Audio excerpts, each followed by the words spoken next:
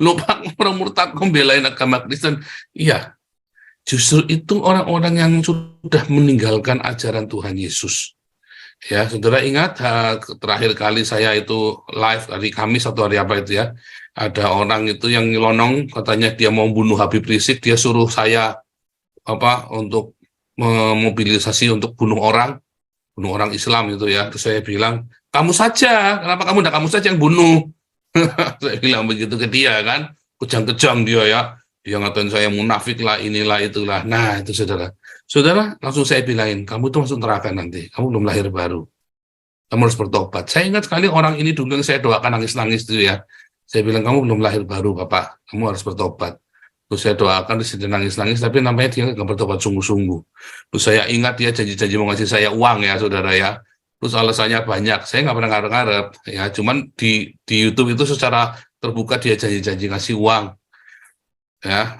Terus tiba-tiba dia WhatsApp ke saya, oh ini harus pakai rekening yayasan, harus pakai nama rekening apa dulu gitu ya. Oh saya punya semua, mau rekening yayasan, mau rekening pribadi, saya punya semua, mau yang mana? Buat dia nggak bisa jawab, dia pikir saya ini gereja, nggak ada yayasannya saudara ya. Dia pikir saya di sini ini bukan gereja saudara ya. Wah dia bingung saudara. Kita nggak bisa kirim ke Indonesia. Wah alasannya banyak. Tak tunjukkan mau yang mana, kasih, mau yang kasih.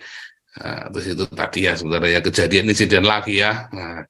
Tapi saya kasih tahu saudara ya, apakah yang namanya murtad itu saudara? Saudara tahu murtad itu sebetulnya banyak sekali orang Kristen yang sudah murtad. Saya ingat sekali yang namanya Timothy itu mau menumpas saya. Kamu nampak muka aja tidak berani mau numpas saya. Kamu nampak muka saja tidak berani mau numpas saya. Kayak kemarin yang maki-maki saya itu ya. Si siapa anak bangsa itu namanya Saud Abu Bolon saudara ya. Orang Advent. Lawang kamu nampak muka aja tidak berani, kamu mau ngajarin saya berenang, saudara ya, ngajarin bunuh orang. Bisa kita kirim orang buat bunuh Habib Rizik. Kamu nampak muka saja tidak berani. Nanti jangan-jangan kamu di depan pintu rumahnya Habib Rizik bisa berak-berak kamu nanti. Ketakutan kamu nampak muka di sini aja tidak berani. Padahal dia warga negara Amerika. Nah itu saudara ya. Lucu ya, itu saudara. Mengapa takut? Karena dia tidak punya cinta di hatinya, saudara. Karena dia tidak punya cinta di hatinya. Saudara tahu kenapa takut saya hilang? Karena cintanya lebih dari takutnya, saudara. Pembacaan firman Tuhan dari Yeremia 28 ayat 1 sampai 17 dengan Ibu Neleana, Ibu Sarma, Ibrani pasal 3 ayat 1 sampai 19. Silakan Pastor Paul. Haleluya, luar biasa firman Tuhan, selalu baru setiap pagi. Apabila kita mau terus hidup di dalam cintanya Tuhan, kita nggak mau hidup dalam ilusi, saudara ya, ilusi agama apapun ya, saudara ya. Satu hal yang mengerikan sekali, saudara, ketika saya belajar tentang Jewish study ya, selama 1 tahun ini, saudara ya, bahwa justru mengapa orang Yahudi itu nggak mau jadi susah, bukan nggak mau ya, karena pada kenyataannya lebih mudah orang Yahudi jadi Kristen daripada jadi Islam ya, saudara ya. Tapi mengapa sulit untuk jadi Kristen? Nah, kan pertanyaan itu kan, kenapa di dalam Alkitab kita lihat ada ribuan orang Yahudi yang menjadi Kristen? Kenapa kemudian kita lihat sekarang pada kenyataannya tidak mudah ya saudara menjadi orang Yahudi itu ya. Ternyata ada satu histori saudara, bagaimana orang-orang Kristen ini di zaman perang salib yang pertama ya, Crusaders yang pertama, yaitu yang dikirim sama itu ya Paus Urban kedua ya, itu dikirim oleh Paus Urban kedua ini. Di dalam perjalanan itu mereka ada satu pasukan salib yang namanya The People of Crusaders gitu ya. Dia belok di Jerman dan dia basmi ya orang-orang Yahudi di Jerman ya, dibunuh semua saudara. Wah itu korbannya ribuan. Sebetulnya yang menolong orang Yahudi dari pembasmian namanya apa, Rinelan Massacre ya. Sebetulnya menolong juga orang Kristen juga. Jadi orang-orang Yahudi itu bisa selamat karena mereka berlindung di rumah-rumahnya orang Kristen. Dan saudara tahu siapa yang menolong orang-orang yang Kristen yang menolong? Bukan orang Kristen yang taat di gereja, saudara. Jaib ya, saudara ya. Dan itu terjadi berkali-kali ya, baik itu yang Crusader pertama, Crusader kedua, Crusader ketiga, ya, wah itu mengerikan sekali, saudara ya. Bagaimana orang-orang Yahudi kemudian dimusuhi. Nah, sebelum tahun 1000, sebelum ada perang salib, orang-orang Yahudi itu paling hanya dikucilkan saja, saudara ya, singkirkan, karena dianggap sebagai yang menyalibkan Yesus, dianggap sebagai yang menyalibkan Yesus. Semua orang Yahudi pukul rata, saudara, gila, saudara ya. Nah, itu yang terjadi, saudara ya. Saudara tahu nggak, orang-orang ini, pasukan salib ini sebenarnya adalah orang-orang yang murtad, saudara. Lupa orang murtad membelain agama Kristen. Iya, justru itu orang-orang yang sudah meninggalkan ajaran Tuhan Yesus. Ya, saudara ingat terakhir kali saya itu live hari Kamis atau hari apa itu ya, ada orang itu yang nyelonong, katanya dia mau bunuh Habib Rizik, dia suruh saya untuk memobilisasi untuk bunuh orang Islam itu ya. Terus saya bilang, kamu saja, kenapa kamu saja yang bunuh? Saya bilang begitu ke dia kan, kejang-kejang dia ya, dia ngatain saya munafik lah, inilah itulah. Nah itu saudara langsung saya bilangin, kamu tuh langsung neraka nanti, kamu belum lahir baru, kamu harus bertobat. Saya ingat sekali orang ini dulu yang saya doakan nangis-nangis itu ya, saya bilang kamu belum lahir baru Bapak, kamu harus bertobat. Terus saya doakan, terus dia nangis-nangis, tapi namanya dia nggak bertobat sungguh-sungguh. Terus saya ingat dia janji-janji mau ngasih saya uang ya, saudara ya. Terus alasannya banyak, saya nggak pernah ngarep-ngarep ya. Cuman di YouTube itu secara terbuka dia janji-janji ngasih uang ya. Terus tiba-tiba dia WhatsApp ke saya, oh ini harus pakai rekening yayasan, harus pakai nama rekening apa dulu gitu ya. Oh saya punya semua, mau rekening yayasan, mau rekening pribadi, saya punya semua, mau yang mana? Buat dia nggak bisa jawab, dia pikir saya ini gereja, nggak ada yayasannya, saudara ya. Dia pikir saya di sini ini bukan gereja, saudara ya. Wah, dia bingung, saudara. Kita nggak bisa kirim ke Indonesia. Wah, alasannya banyak. Tunjukkan mau yang mana, kasih, mau yang kasih. Nah, terus itu tadi ya, saudara ya, kejadian insiden lagi ya. Nah, tapi saya kasih tahu saudara ya, apakah yang namanya murtad itu, saudara? Saudara tahu murtad itu sebetulnya banyak sekali orang Kristen yang sudah murtad. Kalau Anda baca dalam Matius 24, saya ambilkan tadi ayatnya dari sini aja ya, bukan yang dari Matius 24. Karena kalian di Matius 24 itu panjang banget nanti ya. Tapi memang, atau kita buka dulu sedikit ya saudara ya. Kita buka sedikit tentang kata murtad dalam Matius 24. Yang tadi kita buka di dalam Ibrani 3 ayat 12 ya. Matius 24 ya, ayat 10 saudara ya, saya bacakan saja ya, Matius 24 ayat 10, atau kalau bisa ditampilkan, saya tampilkan sedikit sebentar, Matius 24 ayat 10 ya. Dan banyak orang, tunggu aja, Matius 24 ayat 10.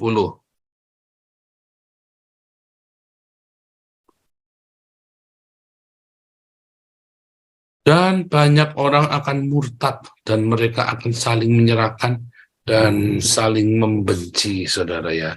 Tapi kalau saudara lihat ya, dalam konteks yang ayat ke-10 ini ya saudara, konteksnya adalah kasih banyak orang itu akan luntur, saudara.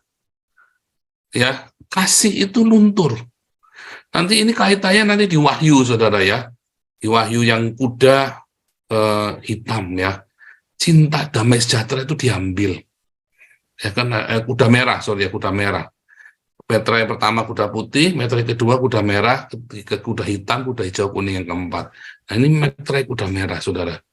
Banyak orang akan murtad dan saling menyerahkan dan saling membenci. Saudara, ya, kata murtad ini ya dimulai dari saling membenci, saudara. Ya. Dan kalau Anda baca di Wahyu, damai sejahtera diambil lalu mereka saling bunuh. Damai sejahtera diambil dari dunia lalu perang, saudara ya. Murtad dimulai dari kebencian. Ya, kalau lihat ayat yang ke-11 kalian, ayat 12. Ayat 12 coba lihat. dan makin bertambahnya kedurhakaan, maka kasih kebanyakan orang akan menjadi dingin. Ya, karena nggak ada kasih, maka ada kebencian. Nggak ada lain, saudara. Oh, aku nggak benci, cuma aku nggak mau mengasihi, nggak bisa. Tidak ada kasih, pasti ada kebencian di sana. Karena seperti terang dan gelap. Di mana tidak ada terang, maka ada gelap. Di mana terang itu datang, gelap itu hilang. Ya, nggak ada terus apa netral area, nggak gelap, nggak terang, nggak bisa, saudara. Ada gelap, begitu terang itu masuk, maka mulailah terang. Kalau terang itu keluar, maka mulailah gelap. Ya, saudara ya. Nggak bisa between, nggak ada, saudara. Remang-remang itu ya termasuk ada terang, mulai ada terang atau gelap, udah. Kalau tadinya terang jadi remang-remang, maka jadi jelek. Kalau tadinya gelap jadi remang-remang, itu jadi baik, saudara ya. Tinggal dari mana mulainya. Kalau mulai dari terang, terus jadi remang-remang, itu bahaya, saudara. Karena matamu jadi nggak kelihatan. Kalau tadinya gelap, lalu terus tiba-tiba ada mulai remang cahaya sampai cahaya remang tengah hari, nah itu baik-baik, saudara. Ya. Tetapi kalau tadinya saling mengasihi, lalu kemudian mereka saling membenci dan kasihnya menjadi dingin dan saling membenci, nah disitulah kejahatan mulai, saudara. Disitulah murtad itu ada. Karena sebetulnya murtad itu bukan KTP Anda bukan Kristen. Murtad itu ketika Anda sudah mulai kehilangan kasihmu, saudara. Ya, murtad itu ketika Anda kehilangan kasihmu yang mula-mula. Cintamu yang mula-mula itu mulai hilang. Karena kalau di zaman kalau Anda baca dalam Ibrani 6, ya akan datang murtad, ya kan? Nggak mungkin, susah, nggak bisa diperbaharui karena cinta itu hilang, saudara. Makanya orang yang meninggalkan kasih mula-mula itu dia akan meninggalkan Tuhan. Anda baca lagi di dalam Wahyu, ya, surat kepada 7 jemaat, ya, aku mencela engkau karena engkau meninggalkan kasihmu yang mula-mula. Terima kasih Pak Yuda, ya, saya matikan. Ya, aku mencela engkau karena engkau meninggalkan kasihmu yang mula-mula. Ya, nggak bisa, saudara. Anda kalau meninggalkan kasih mula-mula, itulah murtad sebenarnya. Jadi sebenarnya sudah banyak orang Kristen yang murtad, saudara, dari zaman ke zaman. Ketika kalian meninggal, kalian berpaut kepada ritual-ritual dan simbol-simbol, dan memang para pemuka agama ini kurang ajar, menyesatkan Anda, saudara. Anda akan dibawa, dikaitkan kepada ritual dan simbol, ya, dan tidak perlu dengan cinta. Yang penting dogma gereja, saudara. Yang penting Anda pemahaman Trinitasnya benar. Ya, hati-hati dengan orang-orang seperti ini, dia sudah murtad, saudara. Oh, saya tidak murtad, saya pejuang Trinitas, gundul peang, saudara. Saya ingat sekali yang namanya Timothy itu mau menumpas saya. Kamu nampak muka saja tidak berani menumpas saya. Kamu nampak muka saja tidak berani menumpas saya, kayak kemarin yang maki-maki saya itu, ya. Si siapa anak bangsa itu namanya Saud Abu Bolon, saudara, ya. Orang Advent. Lawang, kamu nampak muka tidak berani, kamu mau ngajarin saya berenang, saudara, ya. Ngajarin bunuh orang. Bisa kita kirim orang buat bunuh Habib Rizik. Kamu nampak muka saja tidak berani. Nanti jangan-jangan kamu di depan pintu rumahnya Habib Rizik bisa berak-berak kamu nanti. Ketakutan kamu nampak muka di sini aja tidak berani. Padahal dia warga negara Amerika. Nah itu, saudara, ya. Lucu, ya. Itu, saudara. Mengapa takut? Karena dia tidak punya cinta di hatinya, saudara. Karena dia tidak punya cinta di hatinya. Saudara tahu kenapa takut saya hilang? Karena cintanya lebih dari takutnya, saudara. Cinta saya pada Indonesia itu lebih dari takut saya kepada orang katun-katun ini, saudara, ya. Aneh, ya, aneh. Memang cinta itu begitu, saudara. Cinta itu mengalahkan semua ketakutan. Tetapi bukan untuk jadi penuh kebencian. Ya, kemarin kita sudah belajar, ya, arti kemenangan.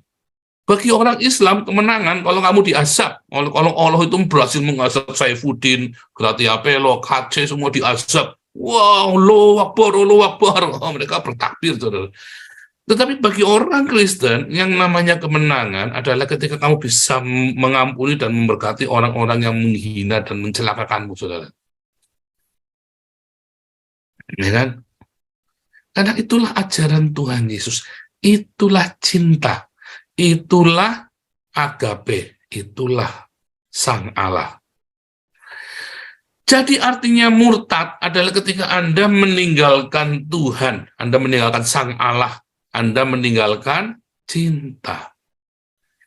Karena Allah adalah kasih, saudara. Jadi kalau Anda meninggalkan kasih, Anda tinggalkan Allah, itulah murtad. Murtad, ya. Ketika Anda meninggalkan kasih itu, Anda meninggalkan terang itu. Murtad din, bahasa Arab kan, meninggalkan terang, berpaling dari terang, murtad din, berpaling, saudara. Jadi nggak usah Anda KTP-nya Kristen Anda masih jadi bahkan, saudara ya, saya kasih tahu Anda ya, ada yang namanya Paus Yohanes ke-12, saudara ya. Seorang Paus Yohanes ke-12. Hidupnya cabul sekali. Paus, saudara. Ya, jadi memang di abad itu banyak sekali penyelewangan pemimpin-pemimpin agama, pemimpin gereja. Ya, sampai zamannya Martin Luther, saudara. Makanya Martin Luther memberontak, ya saudara ya. Memberontak karena dia melihat orang takut, saudara, untuk ngomong. Berani ngomong di penjara, saudara, saat itu ya. Berani ngomong di penjara, nggak ada yang berani ngomong. Ketika para pemimpin ini salah, termasuk Anda kan, pendetamu hedonisme nggak ada yang berani ngomong kan. Ya ada satu dua yang ngomong kayak Bu Vivin berani ngomong langsung langsung di ini ya, langsung di silent sama pendetanya.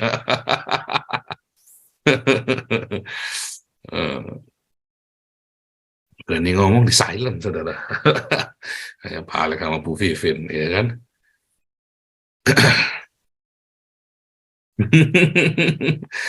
Kalau pendetamu salah, Anda harus ngomong, saudara ya. Kalau pendetamu salah, Anda nggak ngomong, Anda yang dosa loh, saudara. Ya, kalau Anda ada di jemaat, ada di gereja, Anda pemimpinmu salah, Anda kudu ngomong. Kalau kamu nggak ngomong, kamu salah. Kalau kamu nggak ngomong, kamu ngomong sekali lalu pergi dari situ, saudara. Kenapa takut dikucilkan? Di sini Anda, walaupun salah nggak akan dikucilkan. Cuman jangan ngomong, kita nggak akan kucilkan. Ada yang keluar sendiri, kita nggak pernah kucilkan, saudara. Karena orang ini justru mau mengucilkan orang lain, nggak boleh, itu nggak boleh begitu. Kita aturan main kita nggak boleh mengucilkan orang, kita nggak boleh menghakimi orang lain, ya. Bukan, harus ada aturannya. Semua organisasi, semua kelompok, semua komunitas harus ada aturannya. Aturan itu adalah aturan yang dibuat manusia, ya. Iya, dibuat manusia. Yang saat itu kita mampu, saudara. Kalau aturan itu melanggar firman Tuhan, kamu tinggalkan komunitas itu, saudara. Kamu tinggalkan komunitas itu. Nggak baik berarti komunitas itu. Karena justru siapa yang ngajak murtad tadi? Justru para pengajar-pengajar, saudara. Jadi sebetulnya banyak gereja-gereja yang ngajari Anda perpuluhan, tengging sini, tengging sana, sampai ke jengking-jengking. Ya kan jengking-jengking kan, ditumpangi tangan kan, sampai pada jengking-jengking itu kan. Tetapi dia tidak ajari Anda untuk berdiakonia, untuk peduli kepada sesama. Dia itu sudah ngajari murtad loh, saudara. Dan itu ada di banyak gereja yang pengikutnya banyak. Dan mereka semua sedang murtad berjemaah. Ya, kalau bahasanya karismatik, iblis tidak takut dengan orang yang berdoa dan berbahasa roh, saudara. Iblis tidak takut sama orang-orang yang berdoa 3 jam, yang nyanyi-nyanyi. Iblis tidak takut sama orang-orang pendeta-pendeta karismatik itu, saudara. Ya, iblis itu takut sama orang-orang yang berdiakonia, saudara. Karena ketika berdiakonia, dia sedang menjadi saluran kerajaan Allah. Kerajaan cinta kan? Orang berbahasa roh ngapain? Takutnya apa? Bili sambil olah bebe. Iya kan? Nyanyi-nyanyi. Iya kan, sambil nyanyi, bergandengan tangan dalam kasih, ku rasakan getaran cinta dari janda di sebelah kananku. Iya kan? Gandengan tangan. Nggak takut, saudara, iblis, saudara. Ayo gandengan, pelukan, cipiku. Waduh, saudara, cipiku meleset kena bibir. Nggak sengaja. Aduh, bergetarnya tambah, getaran listriknya tambah kencang, saudara ya, saudara. Wah, sudah takut iblis yang begitu-begitu, saudara. Anda mau muji Tuhan, lompat-lompat. Iblis paling takut siapa? Bilang, nggak ada iblis takut, saudara.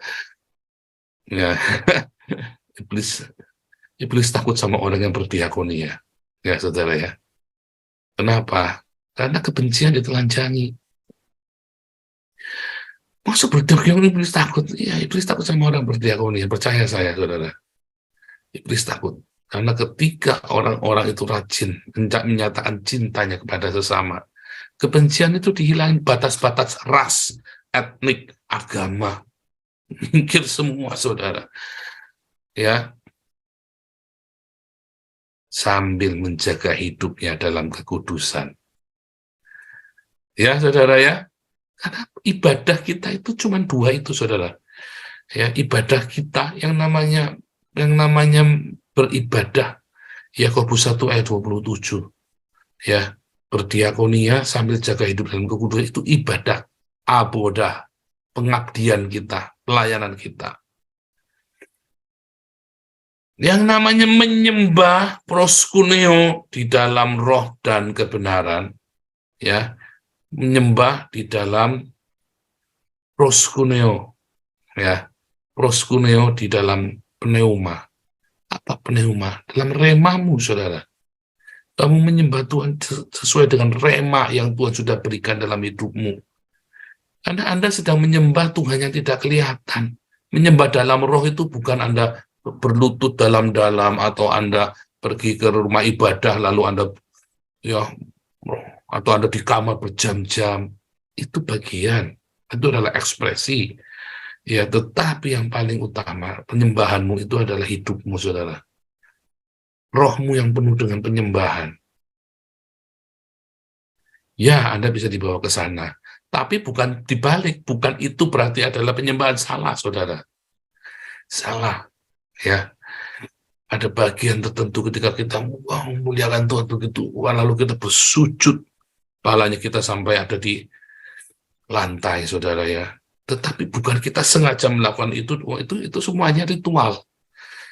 Coba Anda amati ya, yang Anda lakukan ritual atau karena keluar dari hati, karena rema, ya.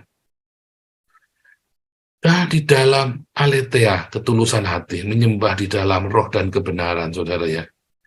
Menyembah di dalam roh dan aletheia, saudara. Di dalam kesejatian, di dalam rohmu, dan itu semua sejati, kebenaran yang sejati. Bukan karena ritual itu tidak mengandung aletheia. Simbol-simbol itu tidak mengandung aletheia. Nah, sebenarnya banyak orang Kristen itu sudah murtad. Makanya nggak heran gereja pecah. Makanya nggak heran ya, akhirnya ada perzinahan sesama pendeta. Nggak heran, akhirnya banyak sekali hal-hal yang mengerikan, saudara. Ya, kalau Anda melihat bagaimana Islam bisa menguasai negara-negara kerajaan-kerajaan Kristen, karena saat itu para ulama-ulama Kristen ya, para bishopnya, para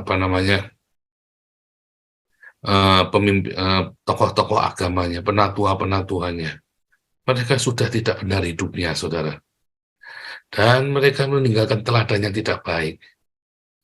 Itulah sebabnya akhirnya umat bingung. Mereka melihat ada agama yang baru, yang kelihatannya baik. Nggak taunya malah dicengkram ya, saudara ya, malah dicengkram. Ya, dan mereka melakukan sebuah simbolisasi. Kayak orang terkutuk ya, saudara ya. Karena Anda dibawa kepada simbol dan ritual, lahirlah Islam yang mengutamakan simbol dan ritual, mengutamakan syariat itu loh. Kayak dikutuk, biar sesat sekalian. Dicengkram sekalian. Tanpa syariat itu Anda masuk neraka. Anda tidak boleh, karena hukumannya adalah hukuman manusia. Iya kan? Dihukum dengan Islam itu ya. Kalau katanya si Pseudo-Methodeus, Islam itu adalah sebuah kutuk bagi gereja, saudara ya. Islam itu adalah sebuah kutukan bagi orang Kristen. Karena tidak melakukan apa yang Tuhan perintahkan. Ngeri ya, saudara ya. Nah, sebetulnya saat itulah ya, ketika Anda masuk dalam ritual dan simbol, ketika Anda gagal hidupnya untuk berdiakonia, Anda sudah murtad. Ketika Anda gagal mengampuni, ketika Anda gagal mengasihi, ketika Anda bersorak-sorai, ketika musuh-musuhmu jatuh, bukannya menawarkan bantuan dan menawarkan kasihmu, saudara, sebenarnya kamu sudah murtad, saudara. Jadi para YouTubers itu yang dulu menertawa, yang bersorak-sorai karena Agustan diazab, Anda sebenarnya sudah murtad. Ya, atau paling tidak Anda sedang menuju kepada murtad. Ya, Anda sedang berpaling dari kasih yang mula-mula. Sayangnya banyak yang nggak mau jujur ya, saudara ya. Itulah sebabnya waktu itu bagaimana caranya supaya Anda jangan dibawa euforia ke sana. Saya suruh kumpulin uang buat Agustan. Paling nggak ketika Anda ngumpulin uang waktu itu ya, Anda niatmu adalah untuk memberkati. Hatimu benar, saudara. Anggap ya, saudara ya. Itulah sebabnya saya dulu suruh kumpulkan uang. Walaupun orangnya nggak mau kan, nolak kan, sudah nolak lagi kedua kali, nggak apa-apa. Kan uangnya jadi punyanya Galarua. Anda juga nggak rugi kok. Iya kan? Nah, hari ini Anda di posisi apa? Apakah Anda di posisi orang-orang yang siap menghukum orang lain? Atau Anda di posisi orang-orang yang siap mengampuni dan memberkati? Saya tidak berkata bahwa semua pembulian dan semua persekusi terhadap gereja di Indonesia harus dibiarkan, harus dituntut, saudara. Beda, saudara ya, karena itu adalah kita punya perjuangan verbal, advokasi. Verbal itu advokasi, saudara ya. Berapologia itu, kata apologia, termasuk di sidang itu namanya apologia, saudara. Paulus itu waktu saya mau banding sama Kaisar, ya kan? Itu kan dia membela, padahal sebenarnya udah dilepas. Enggak, saya mau banding, enak aja kamu nangkap saya. Saya ini orang Roma, kamu tangkap saya, langsung tangkap, digebukin. Ya, saya mau banding. Itu apologia, dia sedang berapologia. Kita boleh berapologia, yang kita nggak boleh kita membunuh orang. Kita angkat senjata, kita bunuh itu ya, kayak di Poso, kayak di Ambon itu ya, itu yang nggak boleh, saudara. Tapi saya yakin ketika gereja berdiakonia dengan militan, ketika gereja saling tolong-menolong untuk jemaatnya dengan militan, tidak akan, saudara, khilafah terjadi. Masalahnya, gereja nggak bertobat dan jemaatnya nggak berani negur. Ya kan? Nah, viralkan. Bagian ini potong, saudara, khotbahnya, sebarkan. Kalau Anda masuk ke Embun Pagi itu ya, YouTube-nya Embun Pagi, Anda bisa ambil ya, di share di YouTube Embun Pagi itu kan, ada satu teman kita di Amerika, sahabat kita di Amerika kan bikin YouTube Embun Pagi itu, tiap hari dia potong khotbahnya saja, Anda viralkan ya, kasih ke gereja-gereja.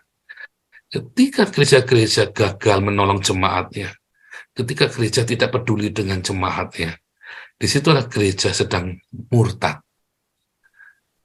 Ya, ketika gereja gagal bayari sekolah anak-anak jemaatnya, ketika gereja-gereja itu gagal, ya, lihat jemaatnya yang miskin, sakit, nggak berdaya, ya kan? Maka gereja itu sedang murtad. Seluruh jemaat itu sedang murtad, saudara. Sedang murtad. Jangan main-main, saudara ya. Itu sedang murtad. Karena disitulah kepedulian itu makin masa bodoh. Kasih kebanyakan orang makin dingin. Ya.